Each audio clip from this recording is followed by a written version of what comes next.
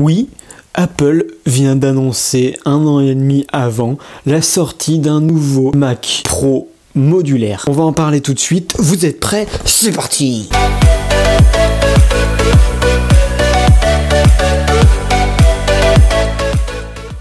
À en croire TechCrunch, qui a été invité à rencontrer quelques responsables d'Apple, le nouveau Mac Pro de la société de Cupertino n'arrivera pas avant 2019 et forcément en début d'année. Un léger retard, même si on savait dès avril 2017 qu'il ne fallait pas attendre le Mac Pro dans les premiers mois de 2018.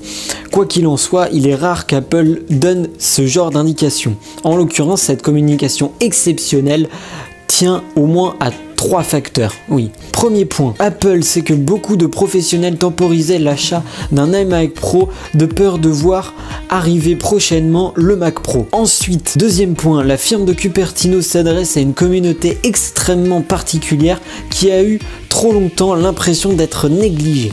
Il est donc nécessaire pour Apple de retisser le lien avec cette communauté. Enfin, en troisième point et dernier point, cette phase de communication inhabituelle permet de dévoiler une nouvelle manière d'Apple de concevoir les Macs. Une refonte profonde qui montre toute l'attention apportée aux pros et à leurs avis. L'iMac Pro a prouvé qu'Apple savait encore faire des machines professionnelles. Restait à démontrer que pour y arriver, les équipes de Tim Cook étaient également capables d'écouter les professionnels pour répondre à leurs attentes. Et pas seulement pour leur offrir des configurations super puissantes du futur qu'on n'a jamais vu. La marque a donc changé sa façon de concevoir ses machines, non plus en partant du logiciel ou du matériel, mais en observant à la loupe les workflows, des pratiques quotidiennes, attachées à de multiples domaines représentatifs, notamment à celui de la vidéo, des effets spéciaux ou de la 3D, mais aussi de la production musicale et du développement logiciel. Ces observations consistent à suivre et à noter les remarques de professionnels jour par jour. Point important que Apple a précisé à TechCrunch que ces passages à la loupe ne concernent pas seulement ces logiciels. Pour être sûr de scruter au mieux, Apple est allé jusqu'à recruter, pour certains à plein temps, des monteurs réputés d'Hollywood. Ces personnages travaillent sur des vrais projets, tout près des ingénieurs en charge du développement du matériel et du logiciel de Apple.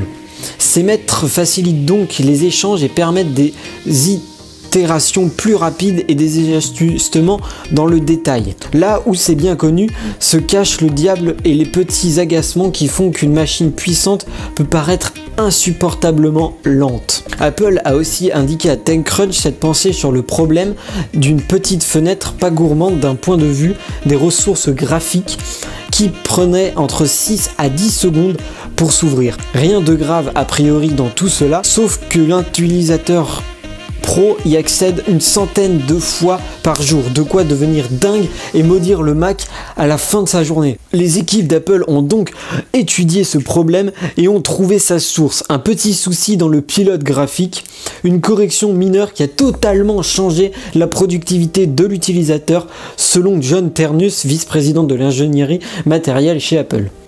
En analysant ainsi les workflows, Apple lève des soucis que les tests classiques ne pouvaient pas mettre en valeur.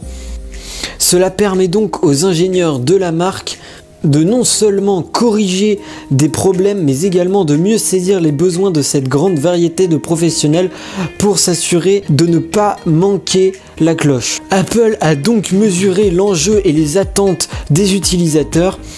Et une solution pour coller à ces multiples besoins sera évidemment la modularité promise sur le prochain Mac Pro. Une modularité qui pourrait s'étendre à d'autres gammes de Mac, puisque l'impact de la réflexion sur les workflows court au-delà de ce futur produit. Les MacBook et les iMac Pro sont également concernés par ce nouveau projet. Ces boîtiers externes qui contiennent des cartes graphiques connectées en Thunderbolt sont officiellement supportés depuis quelques jours par la version 10.13.4 de macOS et ont le potentiel de remodeler la façon dont on pense son utilisation des Mac et donc de leur conception. Apple prend donc son temps pour replacer tous ces pion sur l'échiquier et pouvoir dominer toute la concurrence. Voilà, cette vidéo est maintenant terminée, j'espère qu'elle t'aura plu. Moi en tout cas ça m'a fait très plaisir de vous proposer ce magnifique sujet sur Apple et le nouveau Mac Pro qui risque de débarquer sur le marché d'ici 2 ans.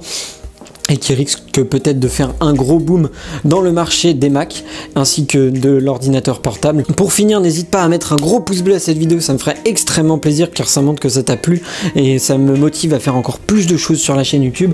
Aussi, n'hésite pas à t'abonner à la chaîne YouTube car dans 100 personnes, nous arrivons aux 1000 abonnés et ça me ferait extrêmement plaisir d'atteindre ce palier très rapidement. Moi, en attendant, je vous dis à la prochaine, prenez soin de vous, jouez bien et ciao ciao tout le monde. Wouhou!